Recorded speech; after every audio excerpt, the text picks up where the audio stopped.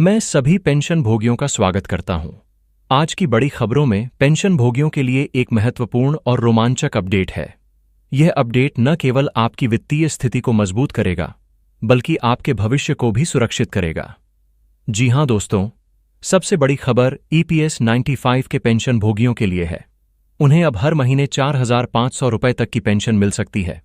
इसके साथ ही दो बड़े और रोमांचक लाभ भी जोड़े गए हैं।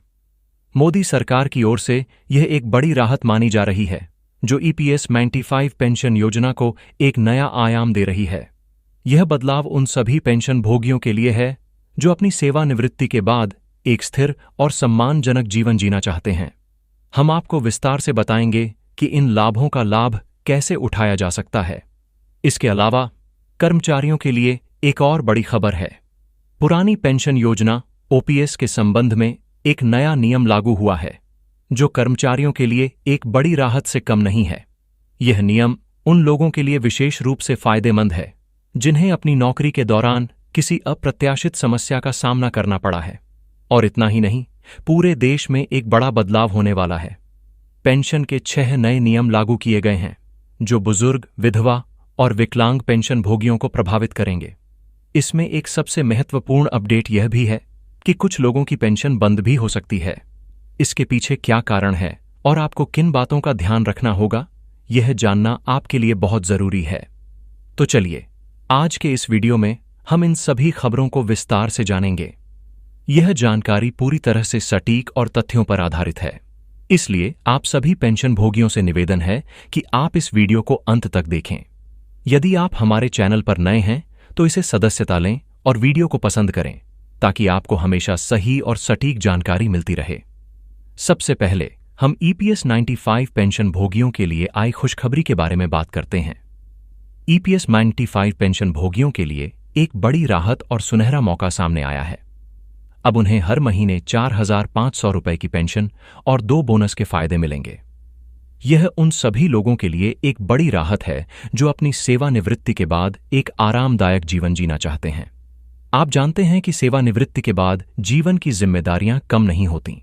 इस उम्र में काम करने की ताकत भी कम हो जाती है, इसलिए एक निश्चित और स्थिर आय का होना बेहद जरूरी है। इसी जरूरत को ध्यान में रखते हुए सरकार ने कर्मचारी पेंशन योजना EPS 95 की शुरुआत की थी।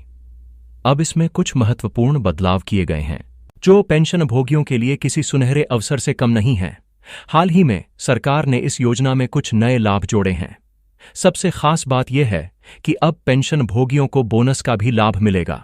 इसका मतलब है कि अगर आपने लंबे समय तक नौकरी की है या कुछ विशेष शर्तों को पूरा किया है, तो आपको अपनी तयशुदा पेंशन के अलावा एक अतिरिक्त राशि भी मिलेगी। पहले इस योजना के तहत न्यूनतम पेंशन 1,000 रुपये थी, लेकिन अब इसे बढ़ाकर 4,500 रुपये तक करने की संभावना है। यह एक बड़ा कदम है जो पेंशन भोगियों की आर्थिक स्थिति को मजबूती देगा। सरकार का मुख्य उद्देश्य यह है कि सेवानिवृत्ति के बाद बुजुर्गों की जेब में एक नियमित आय हो, जिससे वे किसी पर निर्भर न रहें और आत्मनिर्भरता से जीवन जी सकें। आइए इन लाभों पर एक नजर डालते हैं। गारंटीड मासिक पेंशन। अब आपको हर महीने कम से कम 1,000 रुपये की पेंशन तो मिलेगी ही, लेकिन अब इसकी संभावित राशि 4,500 रुपये तक हो गई है। यह एक निश्चित आय का स्रोत है। बोनस की सुविधा। जिन कर्मचारियों ने लंबे समय तक सेवा दी है, उन्हें अब अतिरिक्त बोनस का लाभ भी दिया जाएगा। यह उनके वर्षों की मेहनत का सम्मान है। पारिवारिक सुरक्षा। इस योजना में परिवार के सदस्यों को भी आर्थिक सुरक्षा मिलती है। यदि पेंशन भोगी की मृत्यु हो जाती है, तो उनके परिवार को पेंशन का लाभ मिलता रहेगा। सरल आवेदन प्रक्रिया।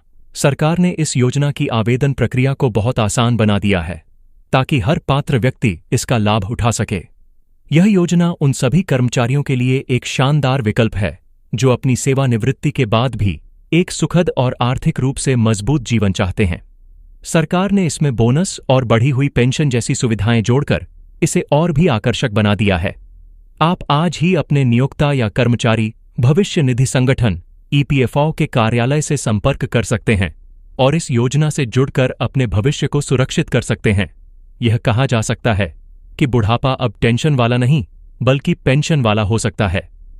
बस आपको सही योजना को अपनाना और समय समय पर अपने कागजात अपडेट रखना जरूरी है। अब बात करते हैं पुरानी पेंशन योजना ओपीएस को लेकर लागू हुए नए नियम की। कर्मचारियों के लिए एक बहुत बड़ी राहत की खबर सामने आई है। केंद्र सरकार ने पुरानी पेंशन योजना यानी ओपीएस को लेकर एक नया और महत्वपूर्ण नियम लागू किया है। यह नियम लाखों सरकारी कर्मचारियों को उनकी सेवानिवृत्ति के बाद वित्तीय सुरक्षा का भरोसा देता है। लंबे समय से कर्मचारी ओपीएस को वापस लाने की मांग कर रहे थे, क्योंकि नई पेंशन योजना एनपीएस में उन्हें पेंशन की गारंटी नहीं थी। इस नए नियम के लागू होने के बाद कर्मचारियों में खुशी की लहर दौड़ पड़ी है। यह नया बदलाव खासकर उन कर्मचारियों के लिए फायदेमंद है जो अपनी सेवा के दौरान किसी स्वास्थ्य समस्या या दुर्घटना के कारण अपनी नौकरी छोड़ देते हैं या उनकी मृत्यु हो जाती है।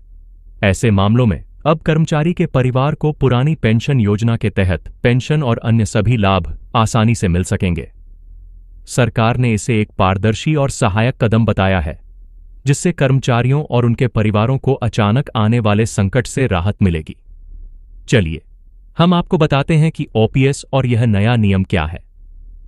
पुरानी पेंशन योजना ओपीएस सरकार द्वारा दी जाने वाली एक निश्चित और गारंटीड पेंशन व्यवस्था है। इसमें कर्मचारियों को उनकी अंतिम तनख्वाह का 50% मासिक पेंशन के रूप में मिलता है। इसके साथ ही महंगाई भत्ता डीए भी दिया जाता है। इस योजना की सबसे खास बात यह है कि इसमें कर्मचारियों की तनख्वाह से कोई कटौती नहीं होती। पूरी पेंशन सरकार देती है। अभी हाल ही में एक नई योजना यूनिफाइड पेंशन स्कीम यूपीएस लाई गई है, जो अप्रैल 2025 से लागू हुई है। यूपीएस में सरकारी कर्मचारियों को पेंशन पाने के लिए अपनी बेसिक सैलरी और डीए का 10% योगदान देना होता है, जबकि सरकार 18.5% का योगदान करती है। यूपीएस में कम से कम 10 साल की सेवा पर 1,000 रुपये की मासिक पेंशन मिलती है और 25 साल की सेवा पर अंतिम 12 महीनों की औसत बेसिक सैलरी का 50% पेंशन के रूप में मिलता है। यह योजना एनपीएस और ओपीएस दोनों की विशेषताओं का मिश्रण है। अब जो नया नियम लागू हुआ है, उसके अनुसार यदि यूपीएस से जुड़े किसी कर्मचारी की सेवा के दौरान मृत्यु हो जाती है या वह स्थायी रूप से अपंग हो जाता है, तो उसके परिवार को ओपीएस के तहत मिलने वाले सभी फायदे मिल सकेंगे। इसका मतलब है कि ऐसी स्थिति में उन्हें ओपीएस की पेंशन, ग्रेच्युटी और अन्य सभी लाभ मिलेंगे। सरकार ने यह विकल्प कर्मचारियों को एक बार के लिए दिया है। इसके लिए कर्मचारियों को एक चयन फॉर्म भरकर अपने विभाग में जमा करना होगा। यह विकल्प अपने आप लागू नहीं होगा, बल्कि कर्मचारी को खुद आवेदन करना होगा। यह पहल कर्मचारियों के भविष्य को सुरक्षित करने की दिशा में एक बड़ा और सकारात्मक कदम है। अब बात करते हैं पूरे देश में होने वाले बड़े बदलाव की। पेंशन के 6 नए नियम लागू होने वाले हैं, जो बुजुर्ग, विधवा और विकलांग पेंशन भोगियों को प्रभावित करेंगे। इन नियमों को जानना आपके लिए बेहद जरूरी है। भारत में पेंशन योजना सामाजिक सुरक्षा का एक महत्वपूर्ण हिस्सा है। इसका उद्देश्य बुजुर्ग, विधवा और विकलांग नागरिकों को आर्थिक सहारा देना है। समय के साथ अलग अलग राज्यों में पेंशन पात्रता और प्रक्रियाओं में बदलाव होते रहे हैं। इन योजनाओं से लाखों बुजुर्ग, असहाय महिलाएं और दिव्यांग नागरिक अपनी रोजमर्रा की जरूरतों को पूरा करते हैं। सन 2025 में केंद्र और राज्य सरकारों ने मिलकर यूनिफाइड पेंशन स्कीम के तहत कुछ बड़े बदलाव किए हैं। यह बदलाव 9 तारीख से ही पूरे देश में लागू होंगे। खासकर वृद्ध, विधवा और विकलांग पेंशन भोगियों के लिए इन नियमों को जानना बेहद जरूरी है, ताकि वे किसी भी लाभ से वंचित न रह जाएं।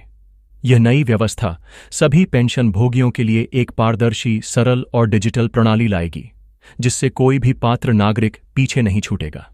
यूनिफाइड पेंशन स्कीम के तहत वृद्धावस्था, विकलांगता और विधवा पेंशन की व्यवस्था को पूरी तरह से एकीकृत कर दिया गया है। पहले अलग अलग राज्यों में पेंशन की राशि और प्रक्रिया अलग अलग होती थी, लेकिन अब पूरे देश में समान नियम लागू होंगे। आइए इन 6 सबसे महत्वपूर्ण नियमों को विस्तार से समझते हैं। न्यूनतम पेंशन राशि। अब सभी पात्र लाभार्थियों को हर महीने 5,000 रुपये की पेंशन मिलेगी। यह व्यवस्था केंद्र सरकार के निर्देश पर लागू होगी।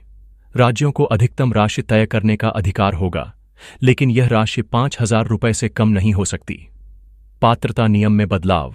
पेंशन पाने के लिए पात्रता के नियम भी बदल गए हैं।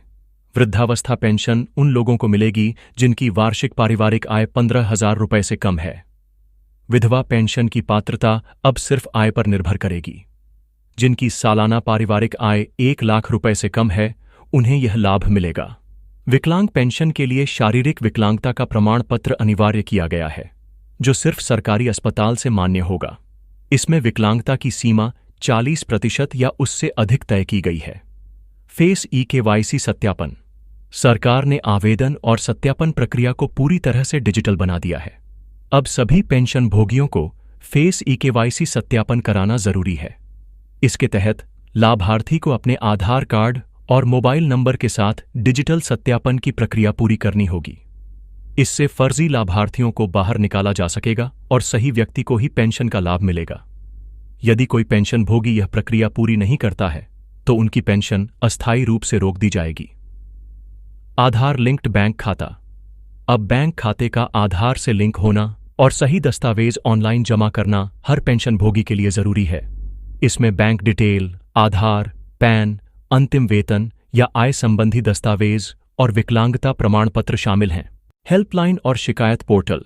राज्य और जिला स्तर पर हेल्पलाइन और शिकायत समाधान पोर्टल भी शुरू किए गए हैं, ताकि लाभार्थियों को किसी भी परेशानी में तुरंत मदद मिल सके। पेंशन राशि में बढ़ोतरी।